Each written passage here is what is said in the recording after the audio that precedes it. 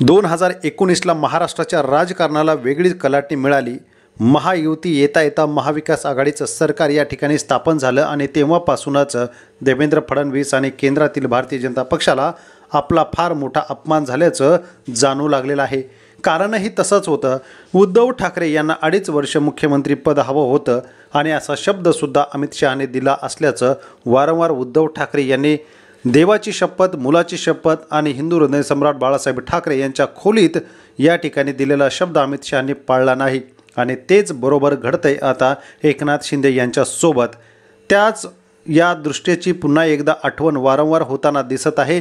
जे उद्धव ठाकरे यांच्यासोबत भाजपने केलं तेच आता एकनाथ शिंदे यांच्यासोबत सुद्धा करताना दिसत आहे।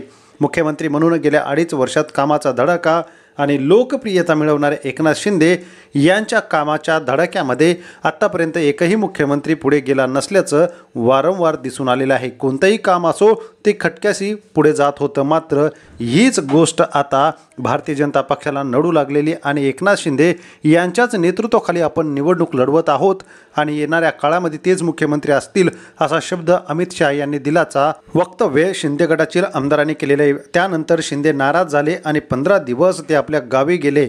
उपमुख्यमंत्री होणार नाही आणि मंत्रिमंडळात सामील सुद्धा होणार नाही अशी अवस्था एकनाथ शिंदेने करून घेतली होती। मात्र भाजप पुढे जर टिकायचं असेल तर सत्तेत राहणं महत्त्वाचं आहे असा दावाही एकनाथ शिंदे यांच्या मंत्र्यांनी आमदारांनी केला आणि त्यानंतर या सत्तेची सूर जुळलेली आहेत। मात्र 2.5 वर्षांमधले एकनाथराव शिंदे आणि ह्या गेल्या 1 महिन्यापासूनचे एकनाथराव शिंदे यांच्या चेहऱ्यावरची आणि देहबोली खूप काही सांगून जाते। उद्धव ठाकरेंना ज्या पद्धतीने बाजूला करण्याचा प्रयत्न भाजपने केला तीच आता एकनाथराव शिंदे यांच्या बाबतीत झाल्याचं उघड दिसू लागलेलं आहे। मात्र आता सत्तेशिवाय पर्याय नाही आणि परतही फिरता येत नाही। त्यामुळे संजय शिरसाट यांनी वक्तव्य केलं होतं, दोन्ही शिवसेना एकत्र यायला हव्यात आणि त्यासाठी मी प्रयत्न करेल।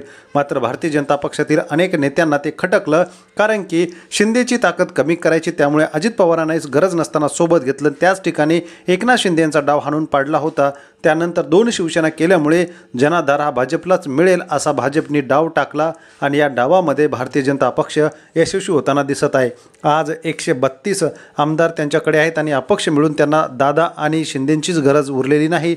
इवन ठाकरे सुद्धा आता कालांतराने त्यांच्यापासून दुरावलेले आहेत। त्यामुळे भाजपला सगळ्याला बाजू करून सत्ता मिळवलेली आहे आणि हेच शिंदेची फसवणूक झाल्याचं शिंदेने जाणवतंय, मात्र बोलू शकत नाही असा दावाही या ठिकाणी